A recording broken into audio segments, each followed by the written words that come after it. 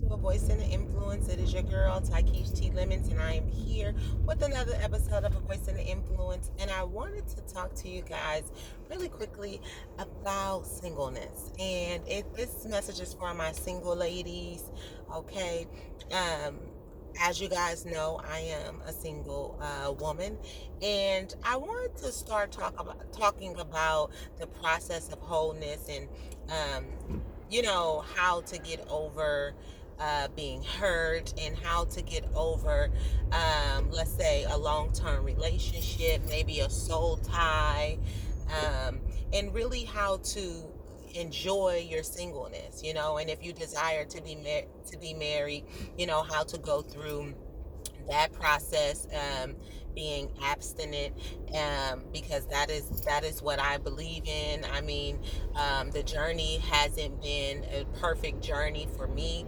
However, I have been really diligent about getting whole and being able to fulfill my purpose here on the earth. And through that process, I have learned so much about myself. I have learned so much about guys. I have learned so much about wholeness. And I believe that all of the knowledge that I've learned, other people can benefit from it. And as I mentioned earlier, I will be posting a new blog on my blog website, which is blog.tykeeshlemons.com. That will be published for February this month.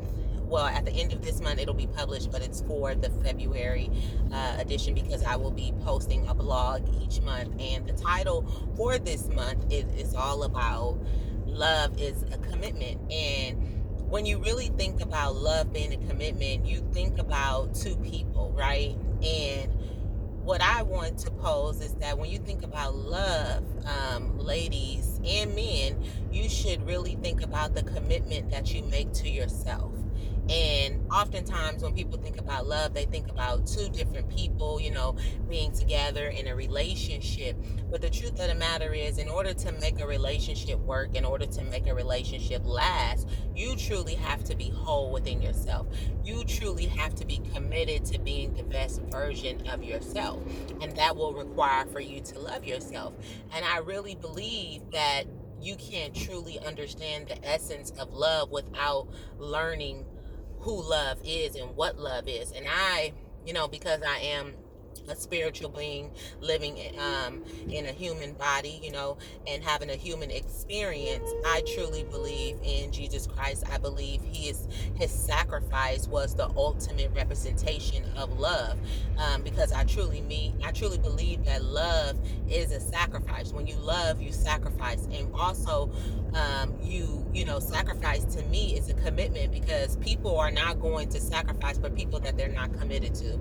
And so when you think about what Jesus did on the cross, for us, he sacrificed his whole life so that we can be in communion with him, so that we can have a relationship with him. And if about the Bible, when Jesus rose on the third day, he sent his spirit, the Holy Spirit, to dwell inside of us. So when we think about love, we think about when I think about love, I think about loving myself, because Jesus' spirit is within me. And so in order for me to truly understand what love is, I have to cultivate that relationship with Jesus. And cultivating that relationship with Jesus ultimately means loving myself.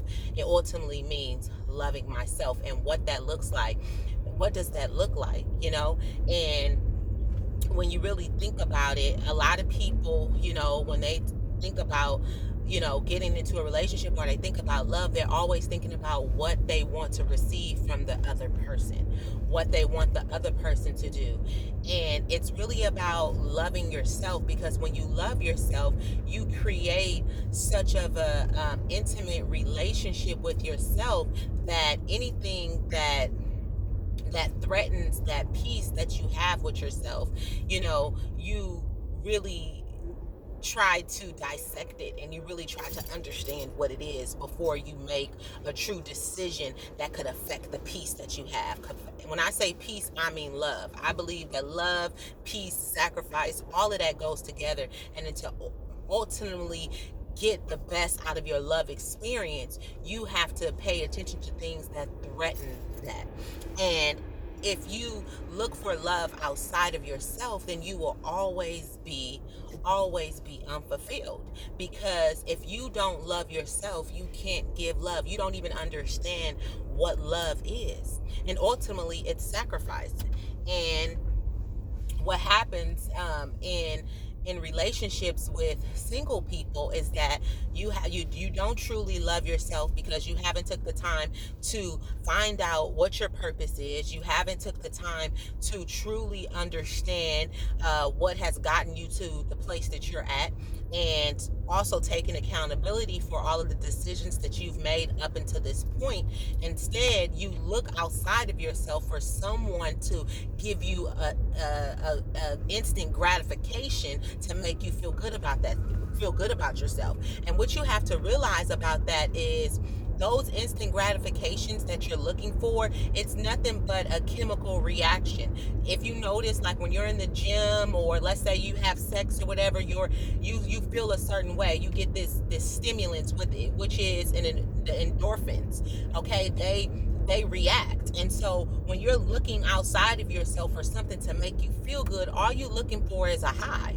That's all you're looking for. And then after you get that high, then you're back to deal with the reality of yourself. So if you really look at the picture, you will understand that no one outside of you can make you happy.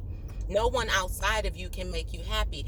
And if you are used to things outside of you making you happy, what will happen is you will get into a relationship and you will always need that high.